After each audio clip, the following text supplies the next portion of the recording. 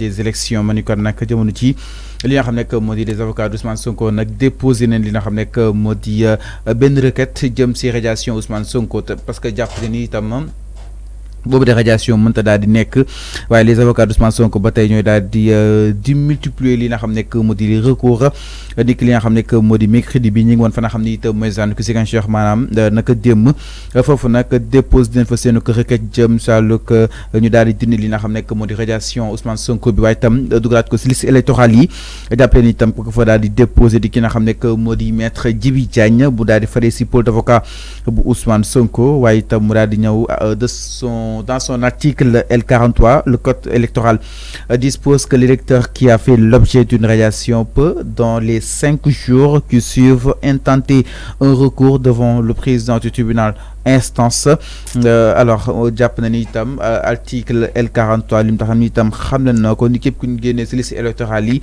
mën na li nga xam ne moo di justement tenter benn recours si 5 jours devant li nga xam ne moo di tribunal d'instance dans les 10 jours suivants l'édite déclaration le président statut sans frais ni forme de procédure et sur simple avertissement donné 3 jours à l'avance à toutes les parties intéressées dispose l'article 44 du code électoral ma ni kon nag moom jàpp nañ loolu lépp danga ko daal di sappe exactement donc li nga xam ni itam ñoom xaatim nañ ko par rapport ak boobu la rek laa leen daal di dëttal en direct justement en exclusivité sax ngeen koy am sur les antennes de Sénégal 5 TV donc monsieur Ousmane Sonko maire de Ziguinchor au quartier Néma Kadior face à l'hôtel Néma Kadior en ladite ville mais présentement détenu à la maison d'arrêt et de correction de Sébikotane et ayant pour conseil maître Kaoussou Keba Bodian Massokhna Kane Ousseynou Fall maître Clédor Ly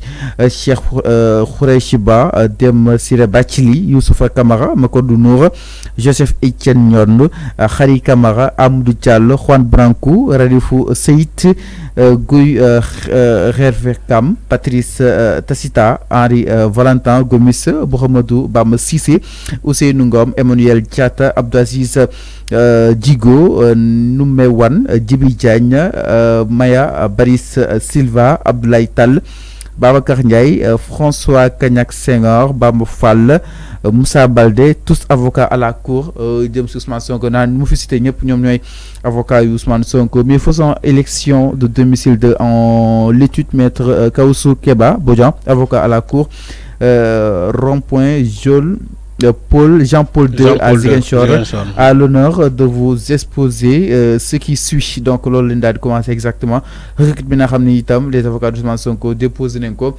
ci table li nga xam ne moo di tribunal bu Ziguinchor ak li nga xam ne moo di l'ensemble de ces avocats aujourd'hui ñi di multiplier li nga xam ne moo di les recours exactement mais jàpp nañ léegi combat bi dafa passé li nga xam ne moo di tali bi léegi il faut daal di koy xeex exactement si administrativement.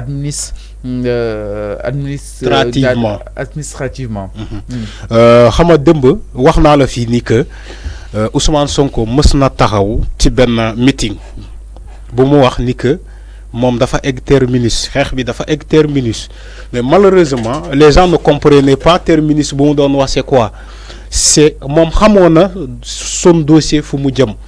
ni que. Il aura droit à des recours à ne pas en finir.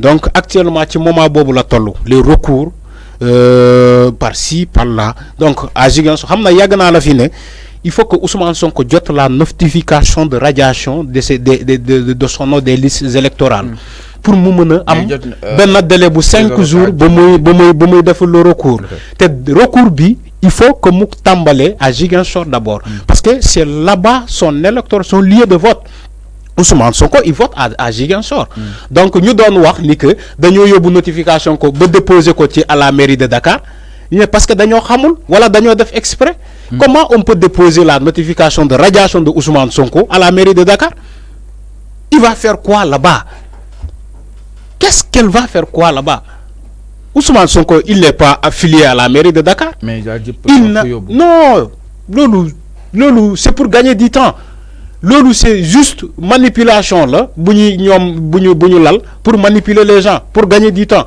Ousmane Sonko n'a aucun document à la mairie de Dakar. Dis-moi, ban document à la mairie de Dakar? Mais amul. Bon radier Ousmane Sonko des listes électorales. Fi nga wara yobbu la notification moy manam elle est personnelle. D'abord, Ousmane Sonko nga koy jox mu décharger ko. Il a ses avocats. Comme il est en lieu de détention, donc koy jox ses avocats. Maintenant les avocats s'ils déchargent la notification, ñom xam nañu fan lañuy défé recours. Parce que yo tu viens de citer une pool d'avocats. Chevronné bo xamanté ñom xam nañu fan lañu wara yobbu notification bi. Voilà, mais bien sûr, mais une pool de plus de 30 avocats ñoo xamanté aujourd'hui ils ont déposé un recours au niveau du tribunal de Ziguinchor. Attention, dans la foulée, il y a un chamboulement de déménagement de l'administration. Aujourd'hui, le préfet de Dakar, Mor Talla Tine, il est appelé à d'autres fonctions. Il est actuellement le gouverneur de Ziguinchor. Pourquoi ce chamboulement? Et qu'est-ce que l'État est en train de préparer à Ziguinchor? Il faut que nous sachions ko. Aujourd'hui, nous devons que... Donc, chamboulement. Non, il y a chamboulement. Il y a chamboulement. Non, c'est une question que j'ai posée. Qu'est-ce que Ngourgi lan la nar? Macky Sall wala Macky Sall donc lan la bëgg lan la nar? Bu jëlé fi le préfet qui interdisait les manifestations à Dakar, mu yobu ko comme gouverneur à Ziguinchor. Qu'est-ce qu'il prépare à Ziguinchor? Dans le même moment, on nous parle que les avocats de Ousmane Sonko ont déposé un recours au niveau du tribunal de Ziguinchor. Et qu'est-ce que eux ils préparent pour interdire à Ziguinchor? Comme c'est le préfet qui interdit ici à Dakar. Mais attention. Information parce que beaucoup de nations mais donc procès donc sans plus tarder donc le préfet de Dakar qui n'a jamais que modi Mor Talla Tine vient d'être promu gouverneur de Ziguinchor manikon nak changé nañ ko dorénavant mom moy jitu li nga xamné que modi région bu Ziguinchor liton dans le communiqué issu du conseil des ministres de ce mercredi manikon dem le président Macky Sall dal amal lieu de coppite si nga xamné que modi àllarba gi d'autres nominations ont été effectuées dans le commandement territorial jàppale itam donc monsieur Mor Talla Tine administrateur civil principal précédemment préfet du département de Dakar est nommé dorénavant gouverneur de la région de Ziguinchor nak manikon nak moo daal fay utu ki nga xam ne que moo di monsieur Guédji Diouf appelé à d'autres fonctions fa nga xam ne itam mooy ministre de l'intérieur Alpha. Alors li ma doon wax sànq dama ne c'est une question que j'ai posée dama poser benn question lan la ñu nar lan la ñu bëgg. Le préfet qui interdisait les manifestations à Dakar aujourd'hui il est affecté à Ziguinchor comme gouverneur. Et il va interdire quoi là-bas? Ak lan lañuy ñom lan lañuy préparer pour la population de Ziguinchor. Waxuma ni que amna lu ñuy préparer. Mais si kanam dinañ xam qu'est-ce qu'il veut. Mais au même moment dafa mel ni moo leen të parce que non mais Ziguinchor moo leen të Ziguinchor moo leen të parce que tu ne peux pas interdire là-bas quelque chose. Mais bien sûr ñu na tabax ci tali bi moo tax ma ne la qu'est-ce que lan la ñu bëgg maintenant bu fekkee Mor Talla Tine la ñu yaakaar pour interdire des manifestations à Ziguinchor on va voir ce qui va se passer à Ziguinchor parce que Ziguinchor c'est pas à Dakar il faut que ñoom ñu xam loolu Mor Talla Tine il faut que mu xam ni bu demee Ziguinchor il y a des choses sacrées à Ziguinchor. Il faut que nous conférions à ça. Bien sûr, man Ziguinchor là je sais ce que je dis. C'est pas parce que le préfet, le sous-préfet, voilà le gouverneur qui était à Ziguinchor, amul won makama pour interdire les manifestations à Ziguinchor. C'est pas parce qu'il ne pouvait pas. Mais il y a des choses à Ziguinchor que tu ne peux pas faire à Dakar. Ce que tu fais à Dakar, tu ne peux pas le faire à Ziguinchor.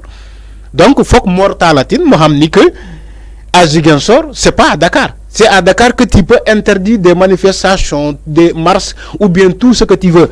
Mais à Ziguinchor, c'est pas comme ça. Alors, donc, juste c'est une fenêtre bima oubi. Aujourd'hui, on parle des dans la même foulée, on parle des avocats de Ousmane Sonko qui ont déposé un recours au niveau du tribunal de Ziguinchor. Et maintenant, qui connaît les autorités de la région entre le gouverneur et le procureur à Ziguinchor et les juges à Ziguinchor? On connaît cet rapprochement. Mais il y a un rapprochement. Il y a un rapprochement malgré entre ki nga xam ne moo Sonko et li nga xam ne moo di raison bu Ziguinchor exactement. Wax na ko sànq que ni Mor Talla Tine changement est-ce que tamit jàppoon ni changement bu ça dit changement naturel là, et que vu que nekkoon préfet à un moment donné def na ay résultats. Mais pourquoi le changer?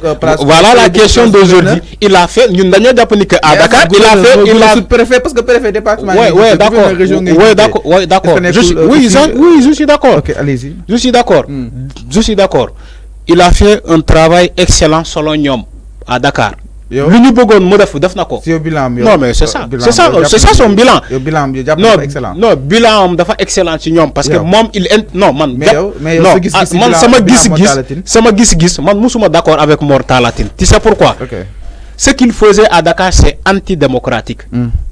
Démocratie Sénégal moo ne les gens ont droit de manifester et ont droit de marche. Warul sa bind di côté dañ ko wara yégal.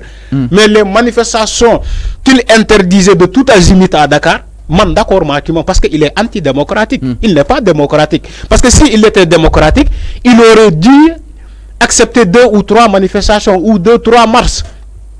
Les gens veulent marcher dans la paix.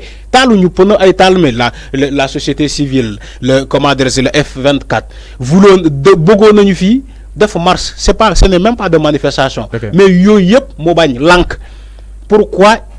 On ne sait pas. Non, information, ken amu fi ñi am nañu information bu mu wax ni musul ñew ken musu ko fi gis musu ñew lu mu doon prévoir woy am yu jóge am musul ñew motama ne Mor Talla Tine c'est normal warna échelonner, mais pourquoi choisir la région de Ziguinchor et pourquoi pas ne pas les autres régions pour Mor Talla Tine xam nga dang ma ne dafa yegg grade gouverneur de préfet à gouverneur. Oui, je suis d'accord. Mais pourquoi instabilité? Mais pourquoi Mor Talla Tine pas à Thiès, pas à non, attention Arfan, même sous Ousmane Sonko ça gis nañ. Donc c'est lui la personne idéale pour wàññi tension bi à Ziguinchor. Tu le crois?